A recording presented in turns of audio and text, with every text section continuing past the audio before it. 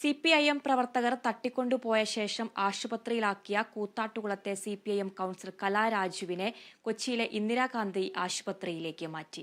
മാത്യു കുഴൽനാടൻ MLAയുടെ വാഹനത്തിലാണ് കോൺഗ്രസ് ഭരണസമിതിക്ക് കീഴിലുള്ള ആശുപത്രിയിൽ എത്തിച്ചത്. കൂത്താട്ടുകുളത്തെ സർക്കാർ ആശുപത്രി കലയെ പ്രവേശിപ്പിച്ചത് സുരക്ഷിതമല്ലെന്ന് മാത്യു കുഴൽനാടൻ MLA ആരോപിച്ചു. CPIM നടത്തുന്ന അക്രമ രാഷ്ട്രീയത്തിന്റെ ഇരയാണ് കലാരാജുവെന്നും മാത്യു കുഴൽനാടൻ കൊച്ചിയിൽ മാധ്യമങ്ങളോട് പറഞ്ഞു. CPM ഇന്ന് കേരളത്തിൽ നടത്തിക്കൊണ്ടിരിക്കുന്ന മാഫിയ രാഷ്ട്രീയത്തിന്റെ ഇരയാണ് കലാരാജു. ഈ മാഫിയ രാഷ്ട്രീയത്തിന്റെ കഥകൾ പുറത്തു വരാതിരിക്കാൻ വേണ്ടിയിട്ടാണ് കലാരാജുവിനെ CPM ഇന്നലെ കിഡ്നാപ്പ് ചെയ്തുകൊണ്ട് പോയതും അവരെ ഭീഷണിപ്പെടുത്തിയതും അവരെ വരുതിയിലാക്കാൻ ശ്രമിച്ചതും. ഒരു മാഫിയ പാർട്ടിയായി CPM മാറിയിരിക്കുന്നു.